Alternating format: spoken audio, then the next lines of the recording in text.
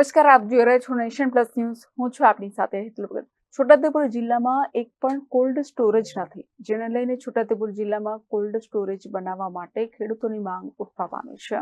છોટાઉદેપુર જિલ્લાના સંખેડા, બોડેલી અને પાવીજેતપુર તાલુકામાં ખેડૂતો પહેલા કપાસ અને ટામેટાની ખેતી કરતા હતા, પરંતુ આ બંને પાકોમાં કમોસમી વરસાદ અને હવામાનના કારણે કપાસ અને ટામેટાના પાકોમાં ખેડૂતોને પૂરતા ભાવ ન મળતા ખેડૂતોને નુકસાન જતું હતું, જેને લઈને ખેડૂતો છેલ્લા 3 વર્ષથી કેળાની ખેતી તરફ વળ્યા છે.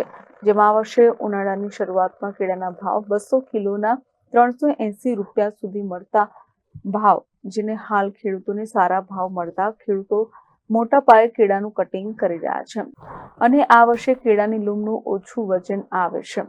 ગત વર્ષે કેળાની લૂમનું વજન વધારે આવતું હતું, જ્યારે ગત વર્ષ કરતા આ વર્ષે 20 કિલોએ કેળાના ભાવમાં 180 રૂપિયા વધારે મળી રહ્યા છે, જેનાથી ખેડૂતોને ફાયદો થયો છે.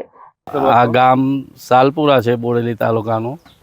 અમે કેળાની ખેતી વર્ષોથી કરીએ છીએ, પરંતુ આ સાલ ભાવ સારો હોવાથી થોડું કેળામાં મળતર રહેશે એવું લાગે છે. અત્યારે તો ભાવ સારો છે, પછી શું થાય ખબર નહીં.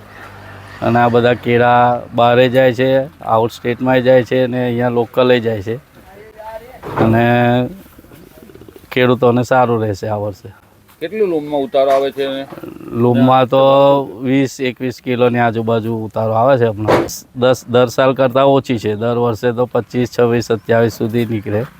આ સાલ 20 કિલોની આજુબાજુ રહે છે બધાને. બીજી વાત છે કે આ કેળાનો શું ભાવ છે અત્યારે?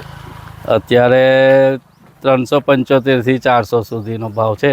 છોટાઉદેપુર જિલ્લાના કેળા રાજસ્થાન, દિલ્હી અને ગુજરાત રાજ્યના અલગ અલગ જિલ્લાઓમાં જાય છે, જ્યારે ખેડૂતો ભાવ સારા હોવાથી ઝડપથી કેળા વેચાઈ જાય તેની તકેદારી રાખી રહ્યા છે. છોટાઉદેપુર જિલ્લાના 3 તાલુકામાં ખેડૂતો કોલ્ડ સ્ટોરેજની માંગ કરી રહ્યા છે.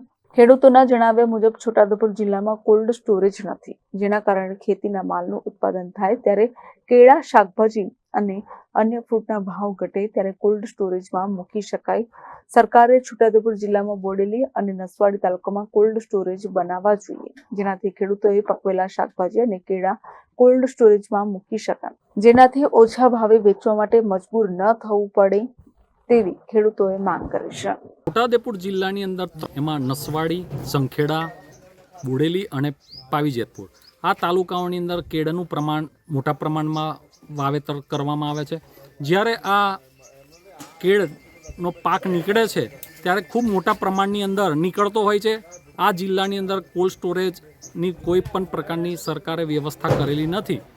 જો ખેડૂતો માટે આ વિસ્તારની અંદર કોલ્ડ સ્ટોરેજની વ્યવસ્થા કરવામાં આવે તો જ્યારે પણ કોઈપણ ફળ, પાક કે શાકભાજીનું ઉત્પાદન જ્યારે વધારે નીકળે તો ખેડૂતોને ઓછા ભાવે આ પાક ન આપવો પડે તો અને એમને પોષણક્ષમ ભાવ મળે તે હેતુસર સરકારે આ તરફ ધ્યાન દોરવું જોઈએ. આ છોટાઉદેપુર જિલ્લામાં 3 તાલુકાની અંદર મોટા પ્રમાણની અંદર કેળનું વાવેતર રહે છે અને ખૂબ સારા પ્રમાણની અંદર અહીંના પ્રગતિશીલ ખેડૂતો દ્વારા આ ખેતીની અંદર સારું ઉત્પાદન મેળવવામાં આવે છે, જેના કારણે ખેડૂતોને હાલ પોષણક્ષમ ભાવ મળી રહ્યો છે. Rehan Patel, Nation Plus News, Chhota Udepur. સમાચારોના સતત અપડેટ મેળવવા માટે અમારી નેશન પ્લસ ન્યૂઝની યુટ્યુબ ચેનલને સબસ્ક્રાઇબ કરો, બેલ આઇકન દબાવો અને જોડાયેલા રહો ફેસબુક, ઇન્સ્ટાગ્રામ અને ટ્વિટર પર.